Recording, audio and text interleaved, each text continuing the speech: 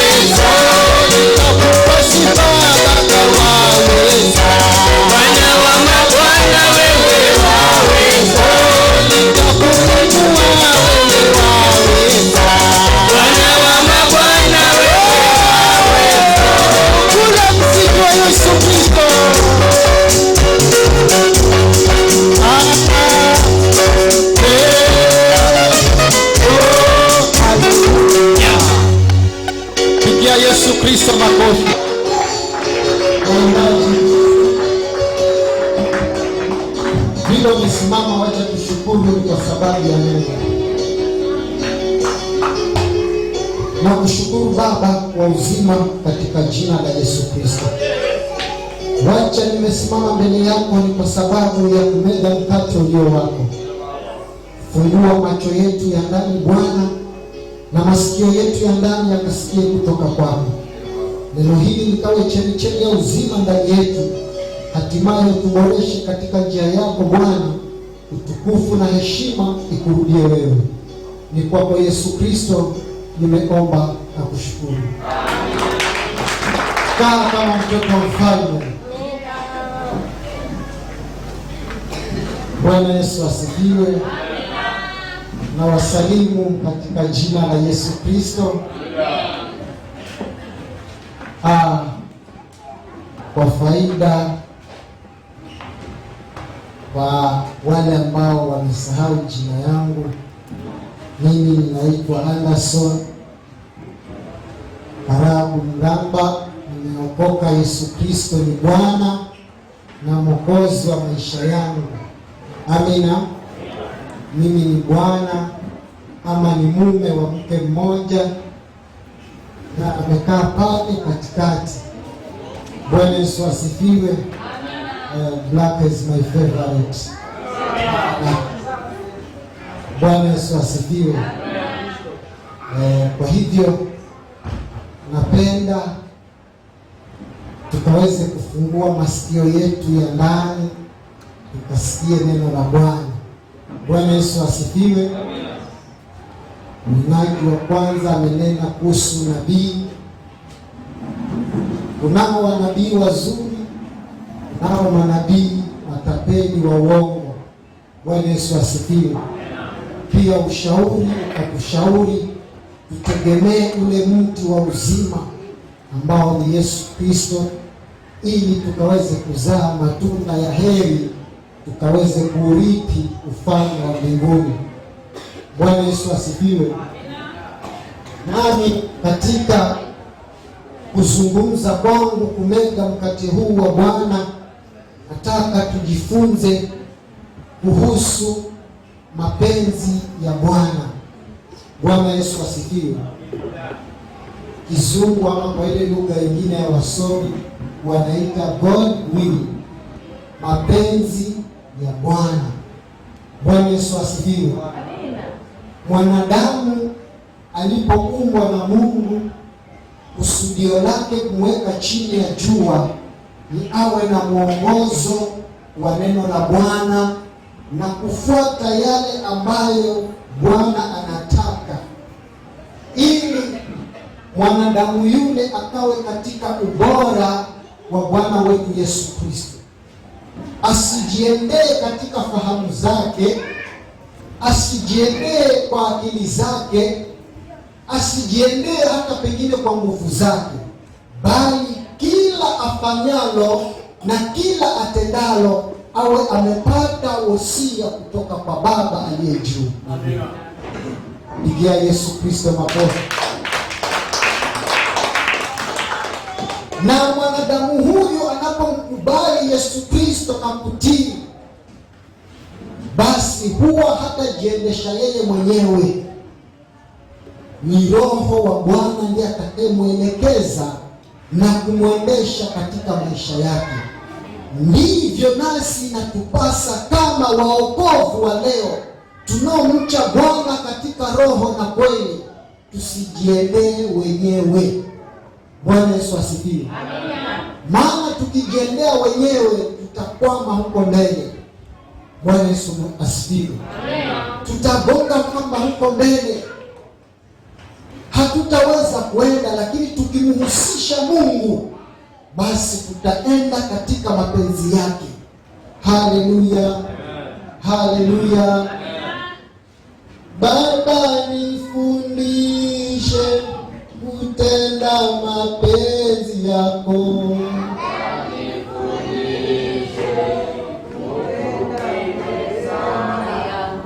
Baba nifundishe kutenda mapenzi yako.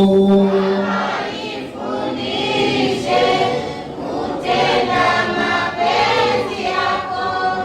Yesu akufunze kutenda mapenzi yake. Amina. Huo ndio ujumbe wa leo. Amina. Tuko pamoja? Tuko pamoja? Pigia Yesu Kristo makofi. Msomaji kwa sawa? Msomaji uko sawa? Zaburi 143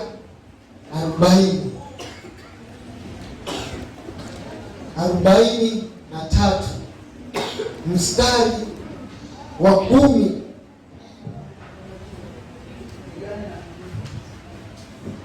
mpaka wa 11. Kitabu ni Zaburi mlango wa 143. Ndio. Inasema nini? Unifundishe kuyatenda mapenzi yako. Unifundishe kuyatenda mapenzi yako. Kwa maana wewe ndiwe Mungu wangu. Roho yako Roho wako mwema aniongoze katika nchi sawa.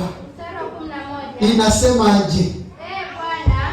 Bwana, nihuishe kwa ajili ya jina lako. Rudia tena, soma kwa falsafa.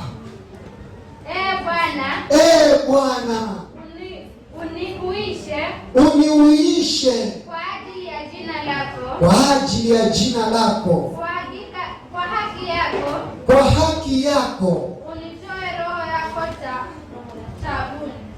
Unitoe roho yangu taabuni. Bwana Yesu asifiwe. Amina. Huyu ni mtumishi Daudi. Ombi lake kwa Bwana, anaomba afundishwe kutenda mapenzi ya Yesu Kristo ama mapenzi ya Mungu. Bwana Yesu asifiwe. Ndio nikaimba kawimbo, Baba nifundishe kutenda mapenzi yako. Baba nifundishe kutenda mapenzi yako. Leo ninataka tufundishwe kutenda mapenzi ya Bwana, ili maishani mwetu tuingiapo tutokapo, Bwana atuongoze vizuri, mahali tukiingia tukalete mabadiliko. Amina. Bwana Yesu asifiwe. Maana Yesu Kristo mwenyewe alipokuja chini ya jua, mahali alienda yeye lazima kuwe na mabadiliko, kwa sababu anatenda mapenzi ya nani? Ya Baba. Haleluya. Amina. Haleluya. Amen. Wewe nawe unapotenda mapenzi ya Bwana siku zote, mahali uingiapo giza litatetemeka na kutoweka. Amina. Maana Yesu alipoenda, hata saa zingine wale makuu wa makuhani ama Wayahudi, Mafarisayo, walikuwa wanajaribu kumchallenge Yesu Kristo, lakini Bwana anawakalisha, anawasimulia, nyinyi najua mmekengeuka, nisikilizeni mimi, ninayo maneno ya hekima, yana uwezo ya kumwokoa. Bwana Yesu asifiwe. Amen. Na alipowaambia, baadhi yao waliyazingatia wakapata wokovu, na wengine wakayapuzilia wakapata hatari. Bwana Yesu asifiwe. Amina. Maana kuna faida kwa wale ambao wanafuata mapenzi ya Yesu Kristo, na kuna hatari kwa wanaopuzilia mapenzi ya Yesu Kristo. Bwana Yesu asifiwe. Amina. Wacha nizungumze huko mwisho, nitatoa mfano waliotumwa watende mapenzi ya Yesu Kristo. Wengine wakatii wa ile sauti, wakafanya, wakapata thawabu, lakini kunao wengine walikejeli kutenda matendo ya Yesu Kristo, kufanya mapenzi ya Yesu Kristo, wakapata hatari, hata wengine walikufa dhambini. Bwana Yesu asifiwe. Amina. Vivyo nasi siku ya leo tusipojifunza kutenda mapenzi ya Yesu Kristo, tuna uwezo kuja kanisani, lakini hatimaye siku za mwisho lile ziwa la moto likawa ndio makaribisho yetu. Bwana Yesu asifiwe. Si lengo letu, lakini tunafunzana ili tuboreshane katika njia ya Bwana, tuepukane na hili ziwa la moto, lake of fire. Bwana Yesu asifiwe. Daudi hapa anamlilia Bwana, nifundishe kutenda mapenzi yako. Mapenzi yako ni nini Bwana, ili nisiende kinyume naye ukaukosa uzima wa milele. 40 hapo Zaburi. Rudi nyuma kidogo, 40 hapo mstari wa 8. Hivyo ni Daudi huyu anapiga dua ama anaimba Bwana amfundishe kutenda mapenzi yake. Bwana Yesu asifiwe. Haleluya. Amina. Soma 8 mpaka 9. Kitabu ni Zaburi mlango wa 40 mstari wa 8. Inasema nini? Kuyafanya mapenzi yako. Kuyafanya mapenzi yako. Mungu wangu. Mungu wangu. Ndiyo furaha yangu. Ndiyo furaha yangu. Naam. Sheria yako imo moyoni mwangu. Sheria yako imo moyoni mwangu. Mstari wa 9. Inasema nini? Nimehubiri habari za haki katika kusanyiko kubwa. Nimehubiri habari za haki katika kusanyiko kubwa. Sikuizuia midomo yangu. Sikuzuia mdomo wangu. Bwana. Bwana. Unajua. Bwana Yesu asifiwe. Makusudio yetu sisi chini ya jua ni kueneza injili ya Yesu Kristo, kama vile Daudi anaposema hapo. Yeye alitumia muda wake mwingi katika kueneza habari njema. Bwana Yesu asifiwe. Sasa kutenda mapenzi ya Bwana ndiyo furaha ya Daudi ndani ya maisha yake. Yeye alikuwa hataki kwenda nje ya Bwana. Lile ambalo Bwana anasema, yeye hilo ndilo kulizingatia na kulifanya. Bwana Yesu asifiwe. Baba nifundishe kutenda mapenzi yako. Baba nifundishe kutenda mapenzi yako. Daudi amemkubali Bwana afundishwe kutenda mapenzi yake, ili muda wake mwingi aeneze habari njema. Wewe katika kinywa chako unaeneza nini siku hizi za leo? Bwana Yesu asifiwe.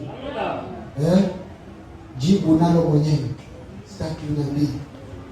Haleluya. Haleluya. Tuko pamoja?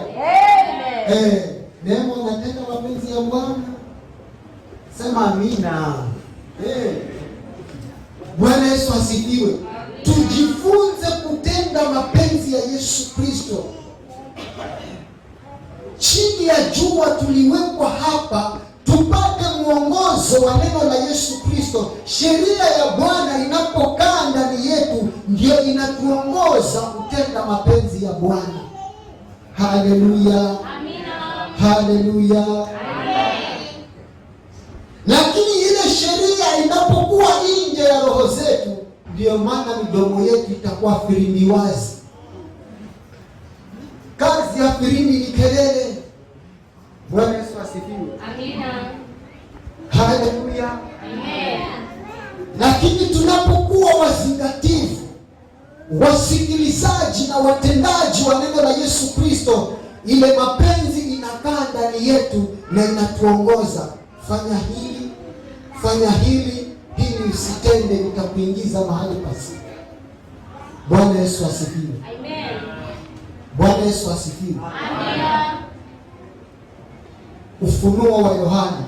Naomba nisiwe mwingi. Hapa na vitabu karibu 9, lakini nitasoma nataka vile kama 6, 11, lakini mimi sitaki kuwa mwingi. Roho ufunulie zaidi na zaidi. Bwana Yesu asifiwe. Amina. Ufunuo wa Yohana 4.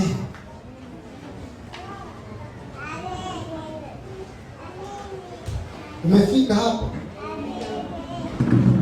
Mstari ule wa mwisho kabisa 11.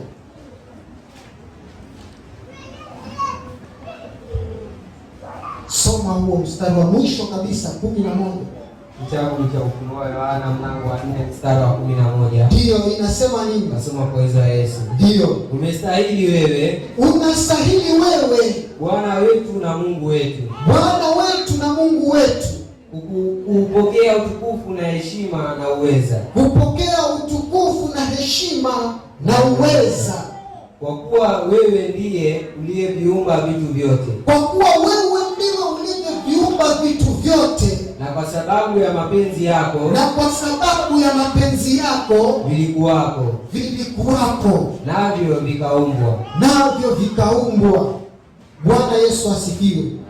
Vyote vilivyoumbwa chini ya jua katika ulimwengu wa leo ni mapenzi ya Bwana. Miongoni mwao nikiwa ni sisi wanadamu. Wengine wameumbwa weupe, wengine wameumbwa chokoleti, wengine wameumbwa weusi, wengine wameumbwa maji ya kunde hivi. Yote ni mapenzi ya Bwana. Wengine wakaumbwa vilema, wengine wakaumbwa hawaoni, wengine wakaumbwa warefu, wengine wakaumbwa yote yalikuwa ni mapenzi ya Bwana. Bwana Yesu asifiwe. Hata yule kilema vile alivyo ni mapenzi ya Bwana, si kwa ya kwamba ni mkosaji, si kwa ya kwamba ni mtenda dhambi. Bwana Yesu asifiwe. Ndio maana nikajiuliza saa nyingine, kwa nini Bwana aliumba hivi? Lakini kumbe mapenzi yake yawe yale, ili wanaoamini wafanye kazi za Bwana ya kuwaombea hawa watu wapate uzima na kupona. Haleluya, haleluya. Yule aliyeumbwa kilema anapopata jina la Yesu Kristo lipitalo majina yote, mapenzi ya Bwana yanakuwa ndani yake na anapona. Bwana Yesu asifiwe. Yule ambaye haoni, ni kipofu, kwa mapenzi ya Bwana anapokubali, basi atapata kupona. Bwana Yesu asifiwe. Wanafunzi wa Yesu wakawa wanashangaa, kwa nini vilema wanazaliwa, vipofu wanazaliwa? Bwana Yesu asifiwe. Wanamuuliza Yesu Kristo, je, mbona huyu amefanya hivi? Je, huyu mbona amefanya hivi? Ni nini kosa? Ni mzazi? Ni mamake? Ni babake? Ni mjomba wake ama ni nini? Lakini Yesu akawajibu, kwa sababu ya utukufu wa Bwana ujulikane.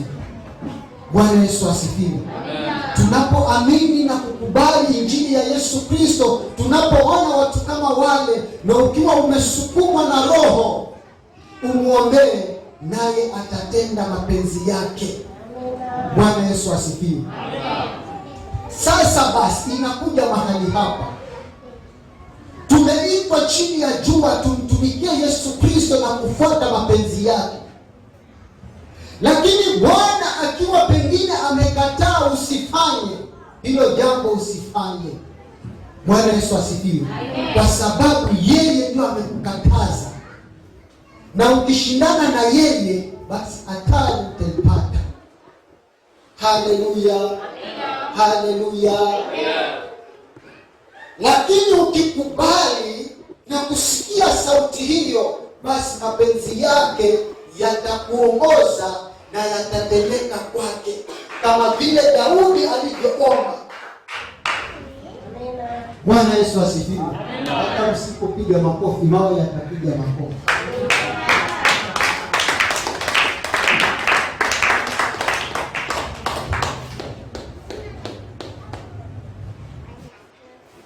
Baba, nifundishe kutenda mapenzi yako. Baba, nifundishe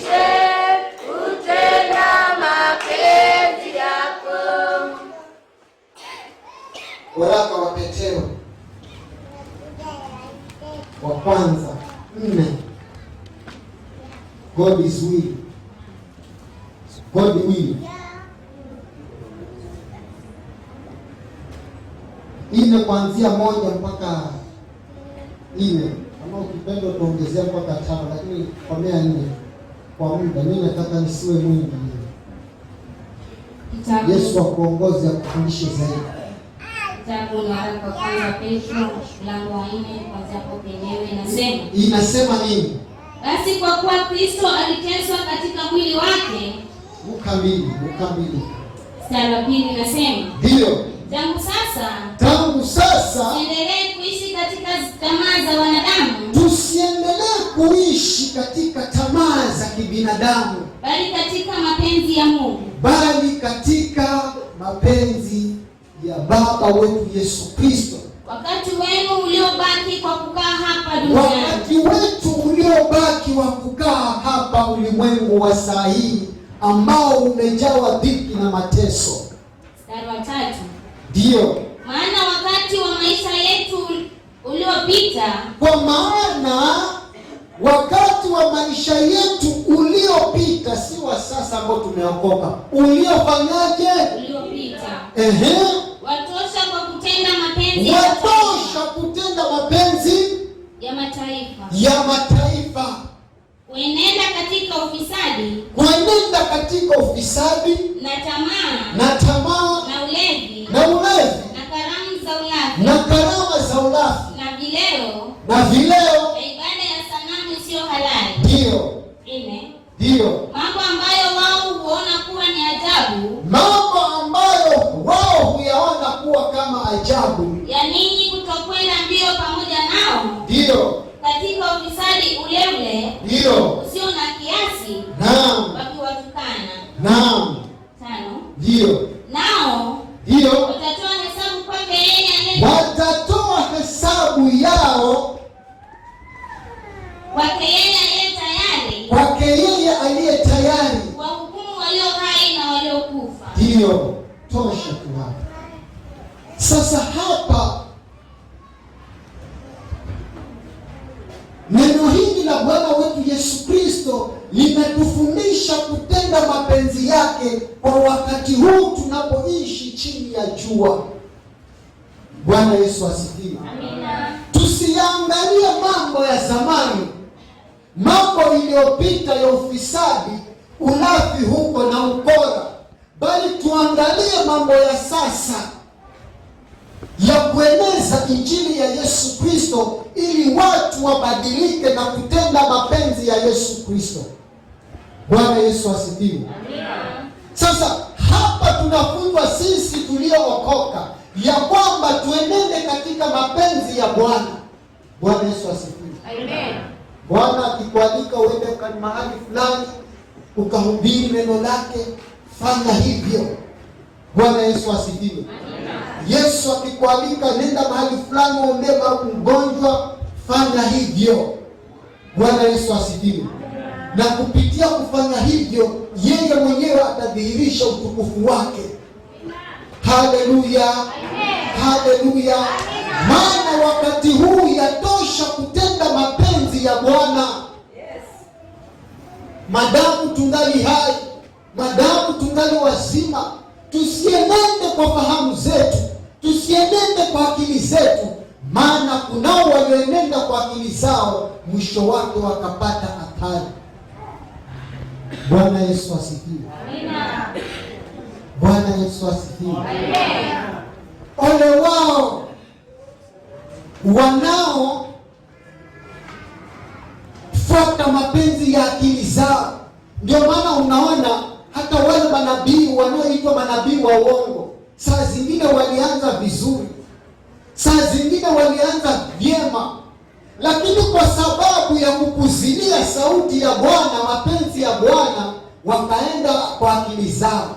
Hapo ndipo mwanzo wa kukengeuka kwao. Bwana Yesu asifiwe. Sasa basi tuangalie mfano. Niko na mifano miwili, huo watatu nitaugusia. Mfano wa kwanza, Samueli Wacha nianze na Danieli. Danieli 2:14 mpaka 17. Huu ni mfano. Bwana Yesu asifiwe. Danieli alikuwa katika uongozi wa mfalme Nebukadneza. Na katika ufalme ule yeye alikuwa na wenzake watatu. Walikuwa ni wamcha Mungu. Hawa watu wamemwamini Mungu, hawataki kujiendea kwa akili zao, hawataki kujiendea kwa nguvu zao, bali wanaenenda katika mapenzi ya Bwana. Bwana Yesu asifiwe. Amina. Sasa basi, mfalme yule Nebukadneza akaota ndoto siku moja, na ile ndoto aliyoiota ikampotea katika fahamu zake na katika kumbukumbu zake. Hakuweza kusimulia wale ambao wanaweza kutafsiri. Bwana Yesu asifiwe. Wakaitwa Mabelizebubu, wakuu wa ikoroni zama hizo, waganga, ili waje watatue ndoto ya mfalme Nebukadneza, lakini walishindwa. Ikabidi watafute mcha Mungu awaye yoyote mahali popote. Bwana Yesu asifiwe. Soma 14 hapo.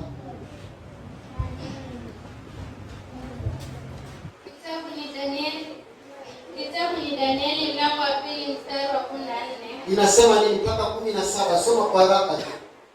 Ndipo Danieli kwa busara na hatari akajibu, Arioko, ndio akida wa walinzi wa mfalme, aliyekuwa ametoka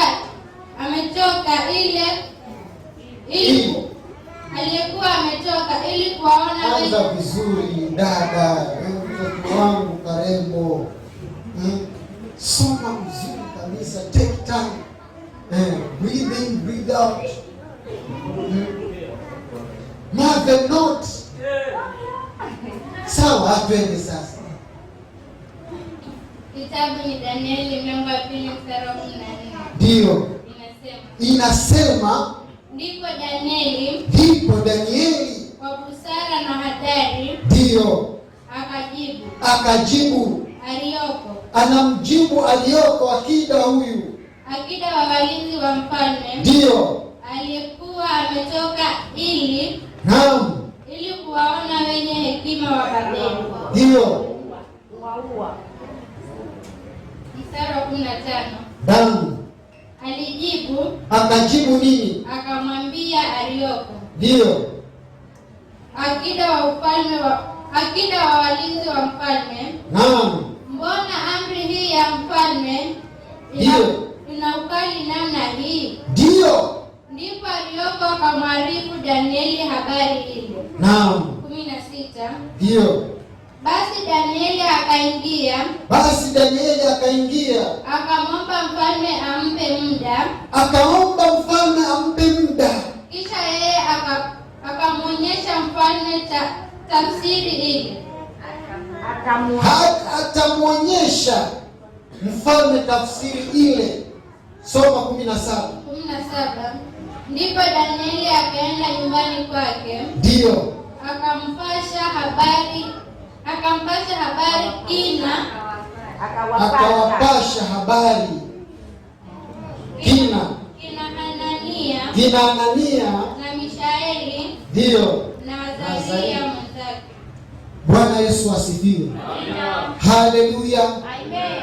Baba, nifundishe kutenda mapenzi yako.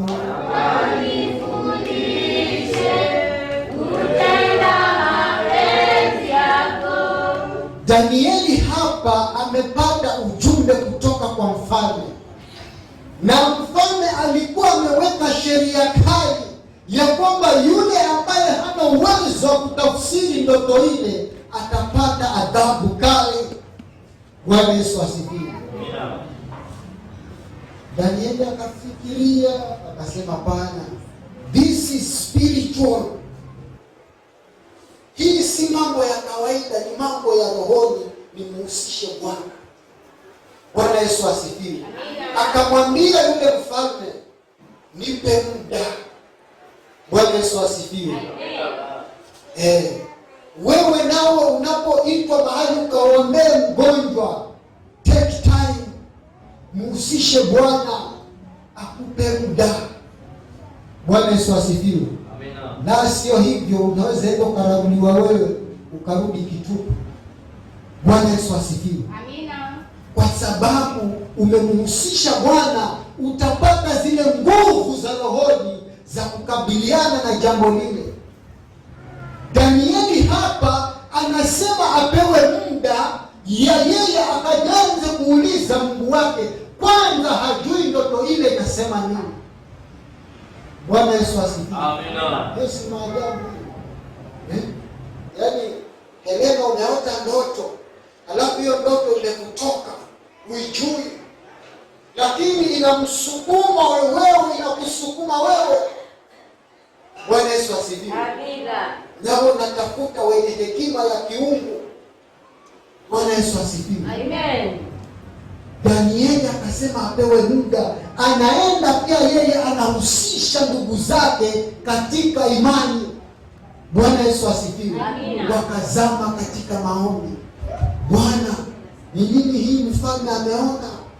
Ni nini hii mfalme ameota? Je, inaweza kutufundisha nini? Je, inazungumzia nini? Bwana Yesu asifiwe. Danieli akafunuliwa ndoto mwanzo, jinsi ile ndoto ilivyosema, halafu na tafsiri yake. Bwana Yesu asifiwe. Wapendwa, kusijiendee hivi hivi. Wapendwa, kusiwe watu wa kujiendea. Saa zingine tutagonga mwamba. Haleluya, haleluya. Tunapomhusisha Mungu anatupa mwelekeo. Mahali tuendapo tunageuza nia za watu wote wapate kushiriki, wapate kuokolewa. Hata msipopiga makofi, Baba wa uzima atapiga makofi. Bwana Yesu asifiwe. Maana Yesu Kristo mwenyewe pia chini ya jua alipokuwa mahali hapa akieneza Injili, akitembea kila kona za ulimwengu, yeye aliweza kugeuza wanadamu yeye wamfuate yeye. Bwana Yesu asifiwe. Wao wanifuate mimi kama vile mimi ninavyomfuata Kristo. Bwana Yesu asifiwe. Lakini wewe saa zingine unaweza staajabu, unaenda mahali unageuzwa nia zako, unachukua tabia za kikorofi unakaleta katika hemani mwa Bwana. Hemani mwa Bwana mnaanza kugeuka kunukia uvundo. Shinda mfululizo kwa jina la Yesu.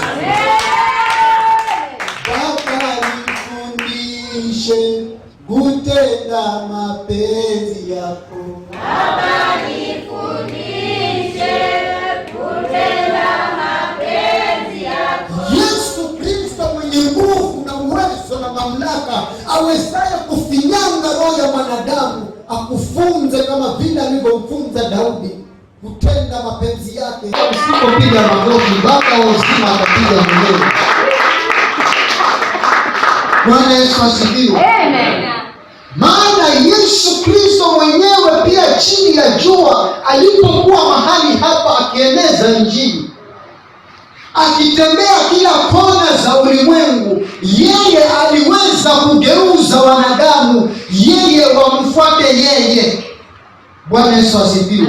Wao wanifuate mimi kama vile mimi ninavyomfuata Kristo.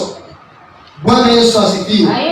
Lakini wewe saa zingine unaweza staajabu, unaenda mahali unageuzwa nia zako, unachukua tabia za kikorofi unakaleta katika hemani mwa Bwana.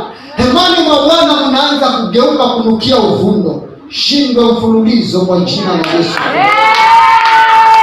Baba nifundishe kutenda mapenzi yako. Baba nifundishe kutenda mapenzi yako. Yesu Kristo mwenye nguvu na uwezo na mamlaka mwanadamu akufunze kama vile alivyomfunza Daudi kutenda mapenzi yake, kwake yeye ni furaha. Haleluya, haleluya, tuko pamoja, tuko pamoja. Sijene wewe mahali ukienda, huwa Mungu teke nyara zile nia za watu, uwageuze wao wamfuate Yesu Kristo. Amina. Hilo ndilo kusudi la Yesu Kristo chini ya jua, wapate nuru, wapate kuokoka, waurithi uzima wa milele. Si wewe ugeuze nia yako, uletee uvundo katika hemani, nasi unataka kutugeuza. Ninaikemea kwa jina la Yesu Kristo, ishindwe hiyo roho. Usikuletee uvundo ndani ya nyumba ya Bwana. Haleluya. Tuko pamoja. Tuko pamoja. Si namna hiyo jamani. Tugeuze watu nia.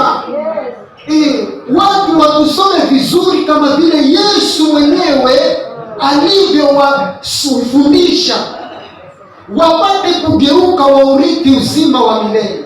Lakini saa zingine tunafikiria umefundisha mwanafunzi, alafu mwanafunzi anaenda huko anageuzwa nia, anarudi na tabia yake kwa ufundo. Huwa sina furaha ndani ya roho yangu. Bwana Yesu asifiwe. Badala ya kuteka nyara wale hawageuze nia, yeye ndio anatekwa. Sasa utakapotekwa utafanyaje? Yeremia huyu anasema utafanyaje? Ujapofishwa mafuta. Haleluya. Haleluya. Pigia Yesu Kristo makofi.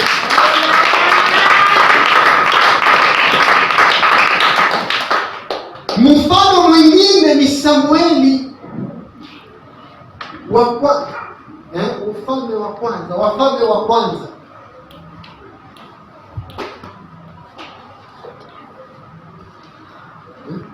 Wafalme 13.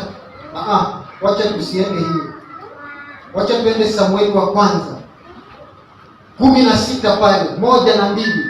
Kuna pointi pale. Samueli hataki kujiendea hivi hivi, licha ya kwamba yeye ni mtumishi wa Mungu, licha ya kwamba yeye ni mpakwa mafuta wa Mungu, lakini anakataa kwenda kwa akili zake. Soma hapo 16:1 na 2.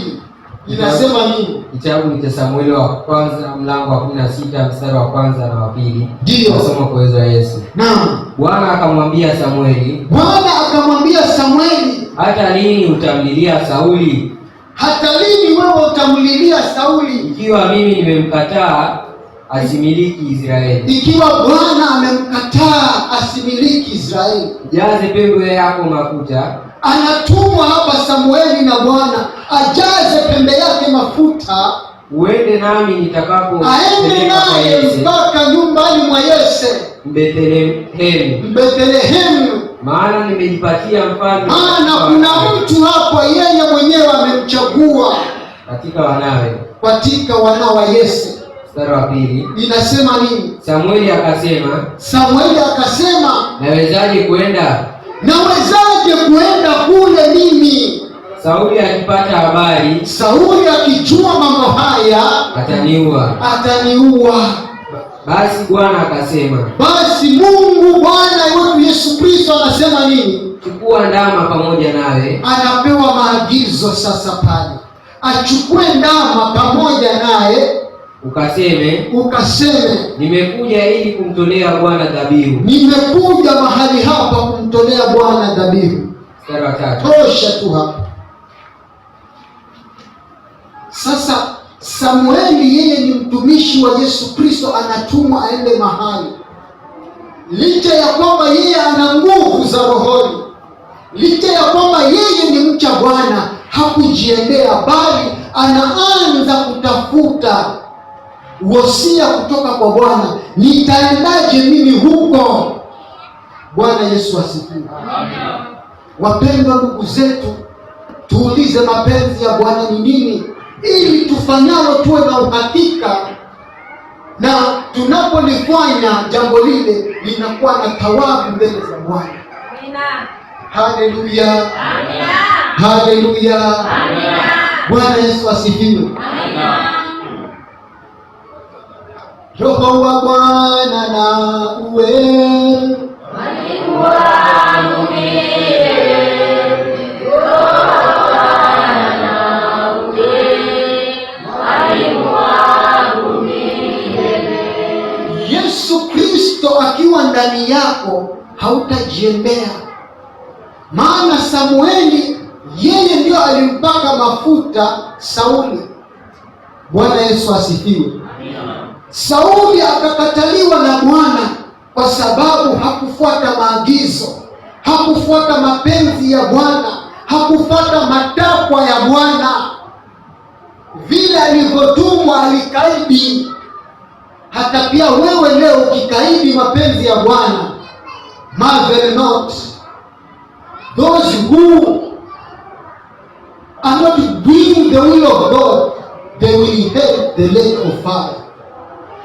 Praise the name of the living God. Malaika asipandishe kuzuia. Bwana Yesu asifiwe. Waje nishuke kwa Kiswahili. Usistaajabu kamwe kuona wale watu ambao wanakataa kufuata mapenzi ya Mungu, sehemu yao ikawa ni ziwa la moto. Amen. Haleluya. Napo nimesema kwa Kiingereza kidogo, kwa hivyo usichanganyikiwe. Bwana Yesu asifiwe. Sitaki sehemu yako iwe lile ziwa la moto, bali tunataka tuboreke katika viwango vya Yesu Kristo, ndio kutenda mapenzi ya Bwana, tuurithi uzima wa milele. Sasa Samueli hapa anapata mwelekeo kutoka kwa nani? Haleluya. Haleluya. Ya kwamba asiende hivi achukue nini? Ndama. Sasa ile ndama aandamane nayo, aende anasema nitamtolea Bwana dhabihu. Lakini lengo la Bwana ni nini? Ni kujiinulia mtumishi mwingine ama mfalme mwingine. Unaona siri ya Bwana hapo inavyotendea. Nawe Bwana atakupa ufunuo kama huo. Helena umealikwa ukaombee mtu amepagawa na mapepo na majini. Kina jini milimuna sipini milimuna. Tayari ukienda hivyo na kutaja jina hapa, anasema Helena nimekutambua. Wewe tayari huniwezi. Bwana Yesu asifiwe. Amina. Kwa sababu hukumhusisha nani? Yehova. Lakini unapomhusisha Bwana, hata unapotembea hivi, Bwana ako pamoja nawe, mapepo yanatetemeka. Mapepo yanatetemeka na kutoroka kwa sababu nguvu za Bwana ziko ndani yako. Amina. Haleluya. Haleluya. Unawakilisha habari njema za mbinguni. Mapenzi ya Bwana ifanywe chini ya jua. Amina. Bwana Yesu asifiwe. Amina. Hatari za aliye kaidi. Malizie na hapo. Hii ni Wafalme wa kwanza 13. Inaanzia hapo mwanzo. Kuna yule nabii pale aliyetumwa na Mungu, mtu wa Mungu aliyetumwa, nenda mahali fulani kafanye hivi na hivi na hivi. Bwana amekupa instruction, amekupatia nini? Instruction, mwongozo. Sasa lengo lako wewe ni kufuata ule mwongozo ili usiwe nje ya ule mwongozo. Bwana Yesu asifiwe. Lakini mtu wa Mungu yule akaenda akafanya yaliyokusudiwa na Mungu, lakini baadaye alisahau neno moja, hakulifanya. Bwana Yesu asifiwe. Amina. Hata hawa manabii unapowaona wanafanya unabii, walianza vizuri, lakini mahali walipoangukia kufuata akili zao, ndio sasa wanafanya unabii wa kushibisha matumbo yao, bali si wa Mungu. Bwana Yesu asifiwe. Amina. Haleluya. Amina. Nabii yule aliyetumwa na Mungu akaenda mpaka kwa yule mfalme, akaenda peana ujumbe. Mfalme akasikia ule ujumbe na akajawa na hasira, akawa anataka kumuua, lakini mkono wake ukakatika. Kisoma hiyo 13, naeleza tu kwa muda. Bwana Yesu asifiwe. Amen. Lakini mtumishi yule alipoambiwa usile kule, yeye akaona vinono, akaona biriani, akaona akina omelette, machips burger.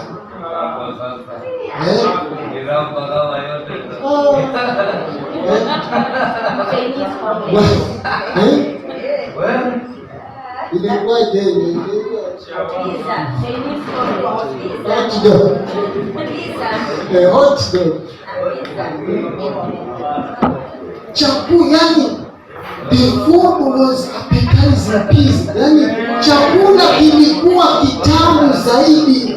Alipokipiga jicho hivi la kimwili, akaanza kutamani. Bwana Yesu asifiwe. Saa zingine tujaribu kusikia mapenzi ya Bwana. Ikikukataza hata kama ni ugenini usile, heleno usile. Kapenzi sino. Tenzi nino. Bwana Yesu asifiwe. Amina. Kataa.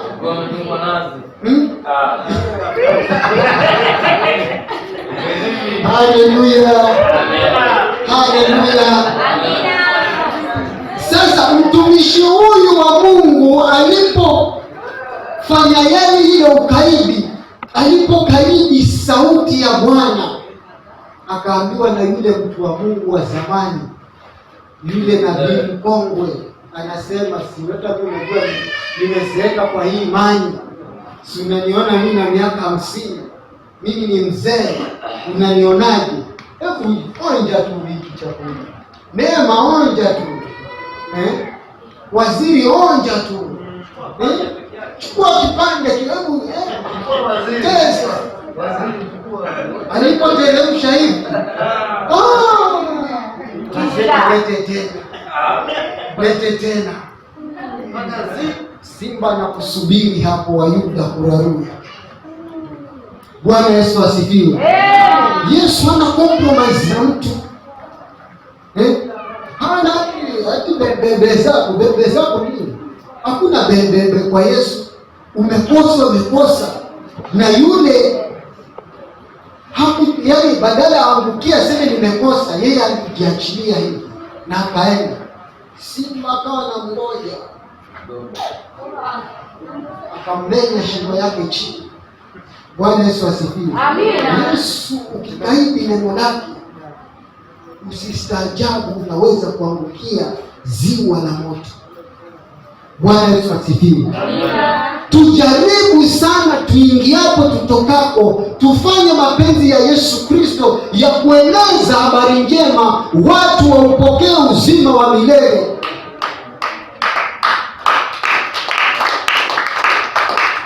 Usikubali kugeuzwa nia zako wewe Mberoya. Ewe kijana wa Beroya, usikubali kugeuzwa nia. Umekuwa hapa tangu utotoni unageuzwa. Sinaona mimi ni mzuri. Navaa vilongo. Nimekuja nikajua ya kwamba saa zingine wako tunajidai hapa ni wangwana watiifu. Lakini tukipiga step moja nje, Mungu akoko.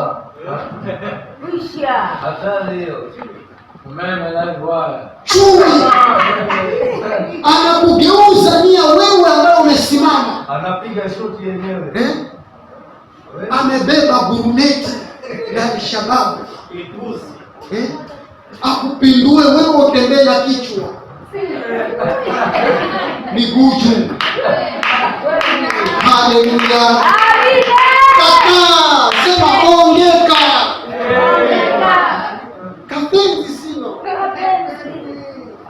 Bwana Yesu asifiwe. Amina. Kama simama kwa Biblia yako.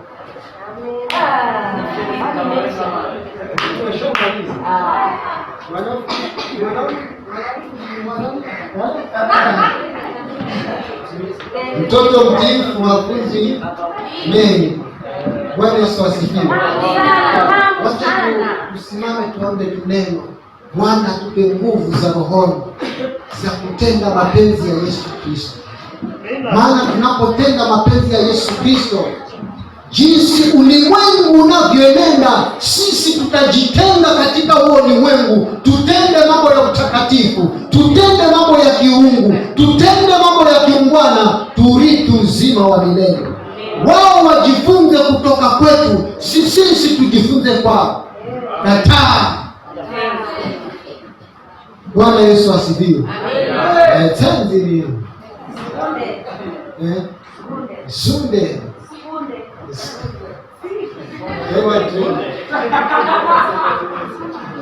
Wacha tuamini na tuombe. Baba wa uzima, katika jina la Yesu Kristo, ninakushukuru Bwana ni kwa sababu ya neno lako. Hakika neno lako ni nuru, hakika neno lako ni chemichemi ya uzima. Baba, umetufundisha ya kwamba tutende mapenzi yako chini ya jua, kama vile Daudi alipofurahikia kutenda mapenzi yako. Baba, tuajalie roho ya kutenda mapenzi yako. Yesu Kristo, tuingiapo tutokako, tusigeuzwe nia zetu, bali sisi ndio tukawe ulimwengu wa nuru, dunia ikasonge kutoka kwetu na dunia ikapate mwangaza. Utukufu na heshima kurudie wewe. Wacha mapenzi yako yakatimizike kwetu, ili kusudio lako likawe kwetu, hatimaye baraka zako zikaandamane nasi. Utukufu na heshima kurudie wewe. Nisipingazo ni kazi za shetani na ajenda zake juu ya maisha yetu, ninazipinga. Juu ya ibada zetu ninazipinga. Juu ya mahali tuishipo ninazipinga. Katika Yesu Kristo, tupe nguvu za rohoni za kuchukia dhambi, ili tuenende katika ubora wako. Utukufu na heshima ikurudie wewe. Ni kwako Yesu Kristo nimeomba na kushukuru. Pigia Yesu Kristo makofi.